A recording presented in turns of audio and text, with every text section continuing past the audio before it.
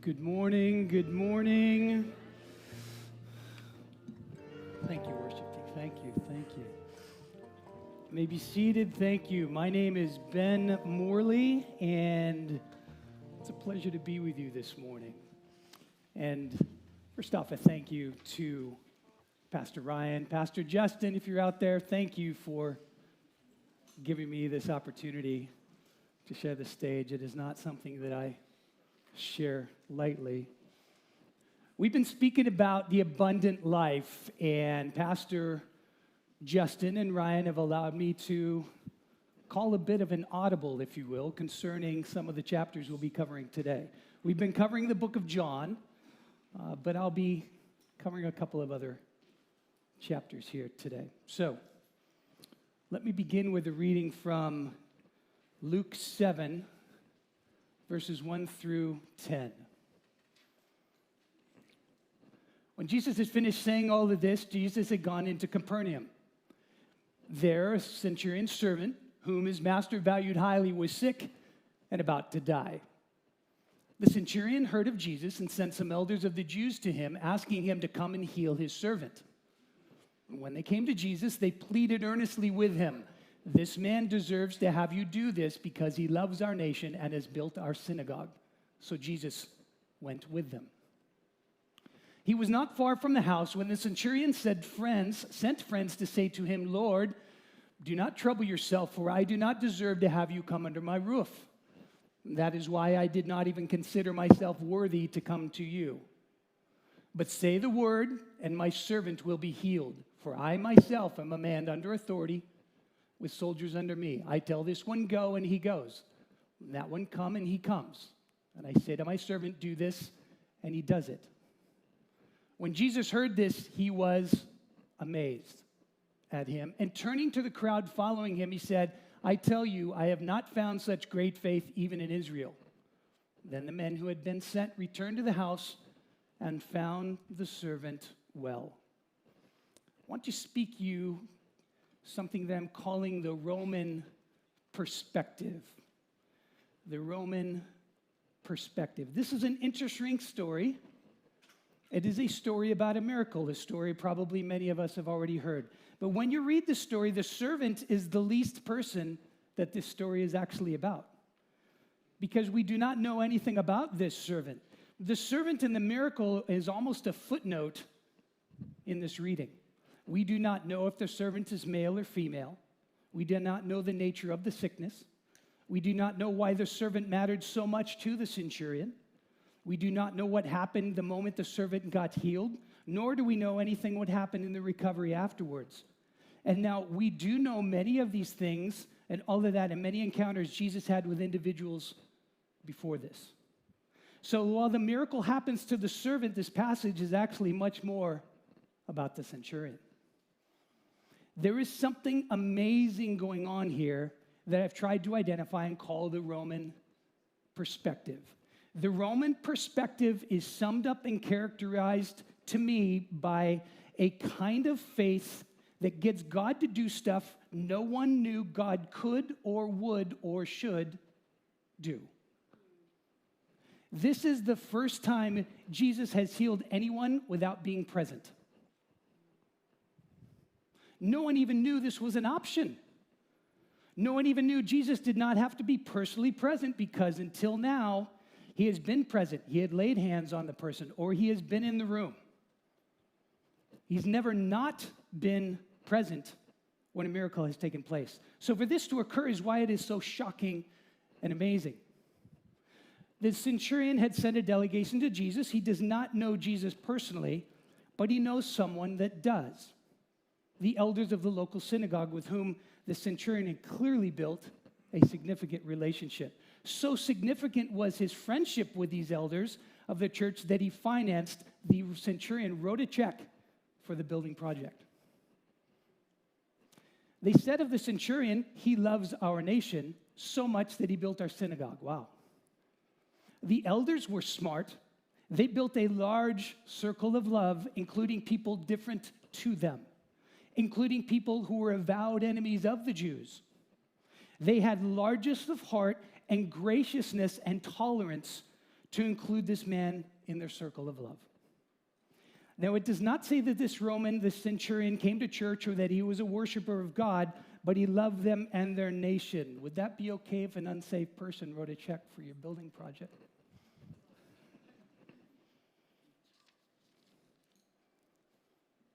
Our resources are always in our relationships. The centurion had a problem he could not fix with all of his power, his military authority, things available to him as a Roman centurion. He could not fix this. His servant had terminal illness and was dying.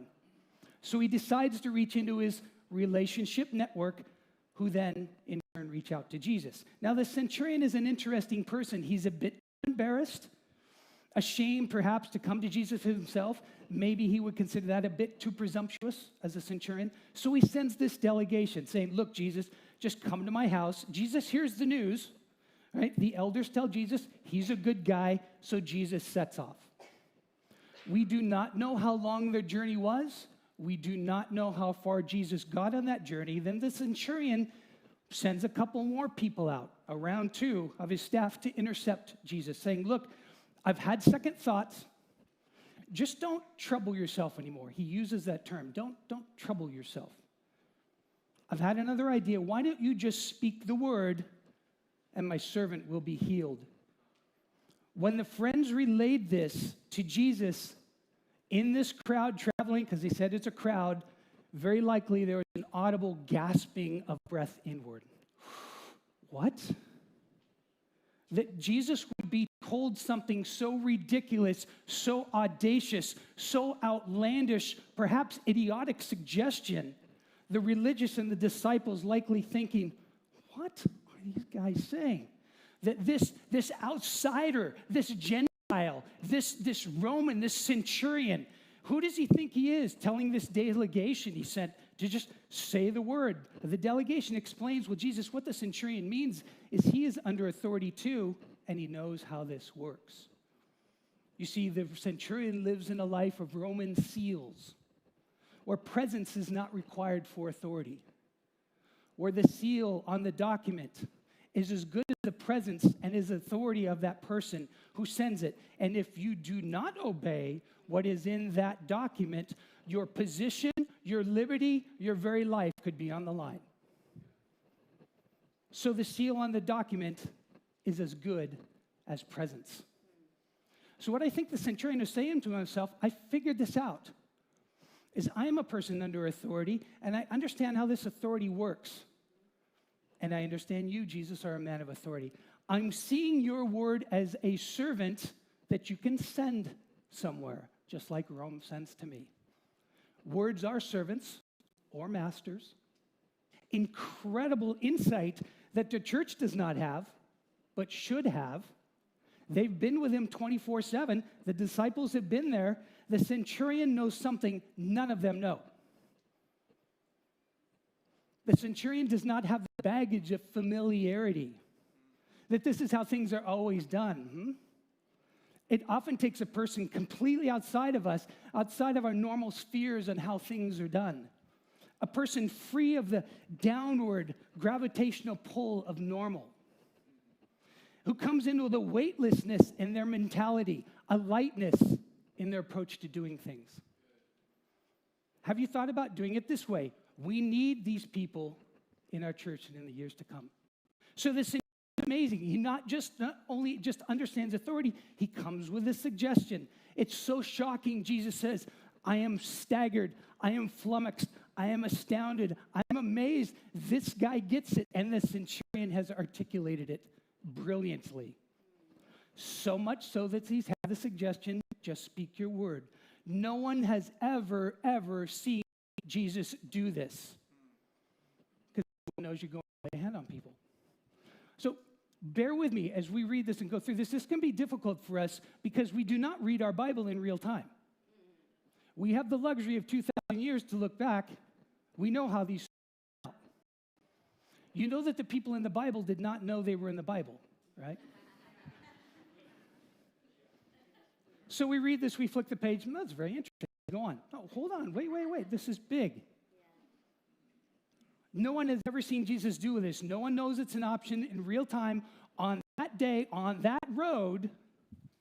Something that has never, ever before happened took place. And here's what's key. It was not Jesus' idea. This is the Roman perspective. The Roman perspective is getting God to do stuff no one knew God could do. Jesus knew he could do this, but he did not say anything. Jesus did not say, hey, go tell your centurion, I don't need to come to your house, I can just speak the word. He knew he could do it, but he didn't say anything. Jesus did not let on to this capacity of his. What I've learned about God, what's interesting, fascinating, and to a degree frightening, is that God would rather walk down a road he does not need to walk down for your benefit, rather than force something unfamiliar on you that he knows is better. Did you hear that? God would rather take a journey he does not need to take, rather than say to the centurion, I do not need to do that. It is not the centurion's faith if Jesus has to suggest it. Right? This whole thing, this Christianity, works, faith and works, according to your faith, all of this. Centurion says, just speak your word. Jesus is like, I knew all along I could do that, but I wasn't going to say anything. Now, Jesus speaks the word. We know that. Now it's an option. Now this is in Jesus' repertoire. Now he can do it. So Jesus says, cool, I can do that. He speaks the word. We know how the story goes. We see the postscript. The men return home. The servant's healed. End of story. We don't know where it goes after that. But something amazing and something quite heavy has been going on here. I think the Roman perspective can sometimes be missing in our Christianity. It is used to find this unprecedented, the supernatural, things that have not been seen. Is what the Roman perspective can be. It seems, by and large, that God does the same thing in the same way in every generation. He knows he can do something different, but he does not unless people pull it out of him. You ever been with someone you think you know really well, and then they suddenly do something you didn't know they could do? I was in the military, and we were in Japan for 3 weeks, and we were trying to learn a few words to go onto the economy and help out and interact at restaurants and whatnot. And one of the guys in our crew was Dan. We're in this restaurant, and some college students walked in, and Dan went over to go speak with them as we were paying the bill, and Dan started speaking fluent Japanese. The students are amazed, they brighten up. It's not just a few words. Dan is like full-on fluent Japanese. We're like, what? What in the, what?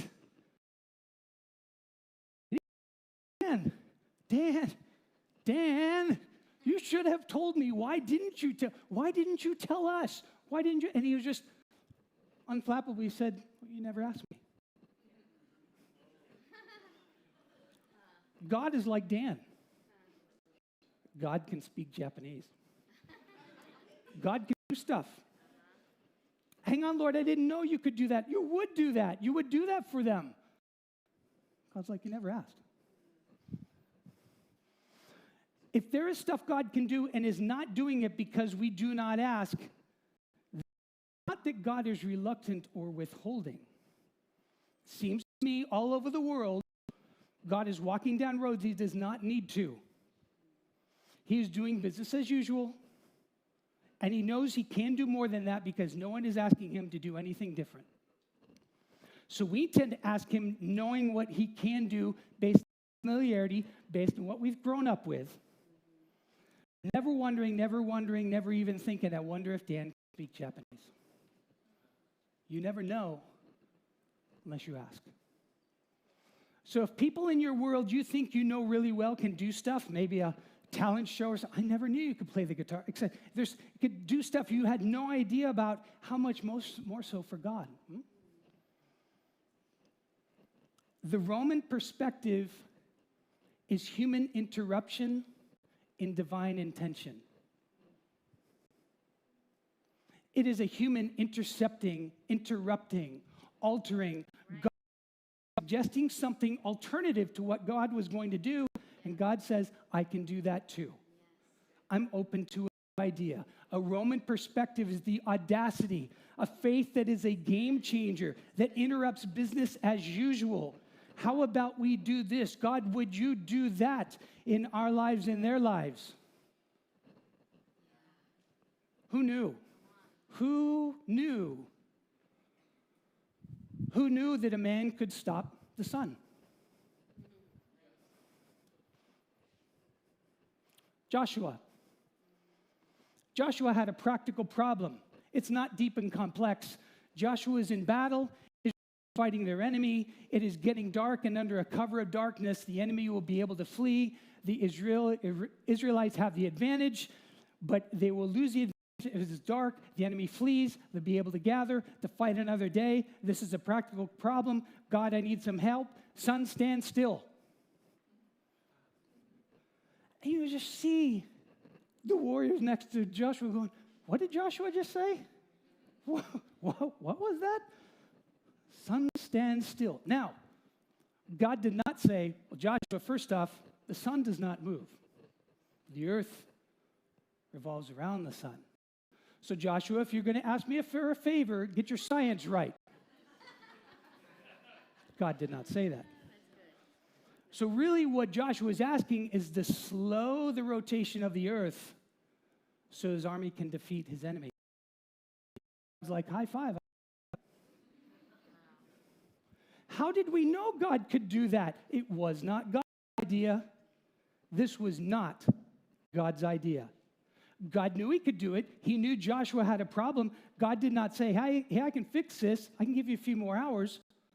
God did not suggest it. God did not offer it. God did not say, I can speak Japanese. It was Joshua. And then the staggering verse in Joshua 10:14, there's never been a day like it or before since, a day when the Lord listened to a human being. A day when God allowed a human to control the planets. Who knew? Who knew sick people get healed in a shadow? Huh? Acts. This was not God's idea. The people are too sick to get into the meetings. Peter, to pray for us. There's too many crowds, too much competition, too many people, sick people moving in. So here's what we do. We figured out that Peter walks down that lane every day. So when the sun's at the highest and it casts a long shadow, we're going to gather all of our sick family and friends, and we're going to line up down that street. So Peter walks by tomorrow. The shadow touches us. We're all going to get healed. What? What? So they park up along the street. Peter's walking to church, talking to his mates. Peter may have no idea what's going on. Walks past people behind him. People are jumping out of wheelchairs, getting healed, getting deliverance. Boom, boom, boom, boom, boom, boom. That's how it went down. This was not God's idea, although he knew he could do that. God knew sick people get healed in the shadow. Who knew? Who knew praying on a handkerchief and then sending it to a sick person gets them healed? Right. Acts 19. Not only that, a demon could be cast out from the handkerchief. This was not God's idea. And only God did extraordinary miracles through Paul, but the nature of it was not God's idea.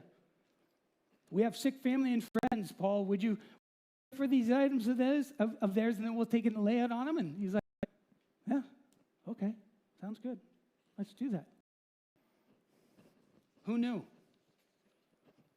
Who knew?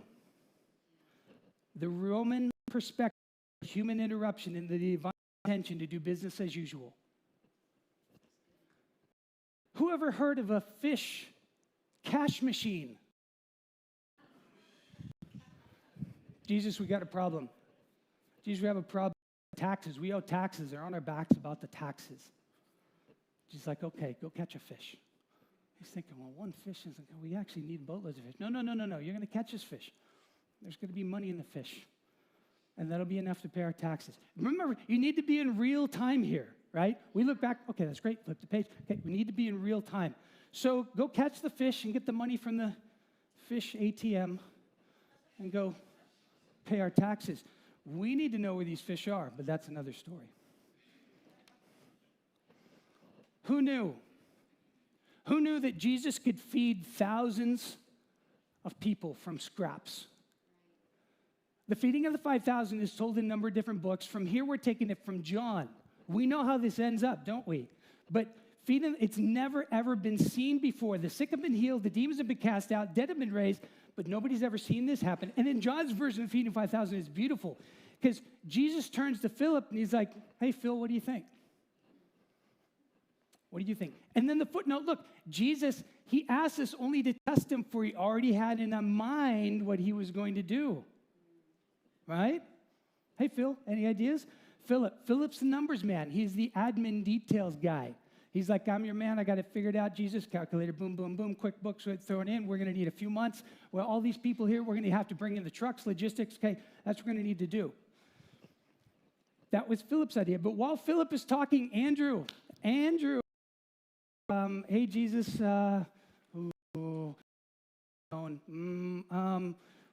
we have this kid here with the lunch, and we had a few loaves and fish, but yeah, how far would that go? So Jesus, I'm sorry, I'm sorry, I shouldn't actually ask this without knowing he's in the ballpark. It's not quite on, but he's in the neighborhood. I think Philip's way out. Philip's way out. I've had Philips on my team. Logistical people are great when it's springing from a solution mentality. They're a nightmare when they're telling you why it cannot be done. Because they are correct. They're correct. Philip was correct.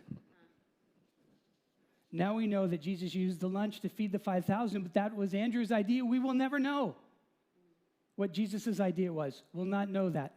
Andrew came up with that. Hey, guys. So, as we close today, we'll bring the band, we'll bring the worship team back up. What does Jesus have in mind for you to do? What does Jesus have in mind for your family? But before he tells you, before he walks into that future with you, he's asking, do you have any ideas? Before he does business as usual, any Roman perspective here? Any outside-the-box thinking? Because I can do stuff you don't know I can do. I will walk down the road with you in 2024 like I did in 2023 and 2022 and 1992. I'll walk down the road in the same way unless a human being asks me to do something human beings don't need to do anymore, personally or corporately. Where human beings are doing that game-changing spikes in our mankind, spikes where the Roman perspective has shown up, where we've asked Jesus to do things in our life, and God's like, cool, I can do that. Somewhere, someone crazy had the idea to suggest, to go, Jesus, would you use me? Would you give me a second chance? Could you use me in this place here? And God can say, yeah. Father, thank you for these lovely folks. Thank you for our time together. Thank you for the audacity. Thank you for the Roman perspective. Thank you for the beauty that you do in our lives. Thank you for showing us. Thank you for being patient, for walking down roads with us as we come into asking you for the things that will move the needle forward in our life and in humanity. Jesus.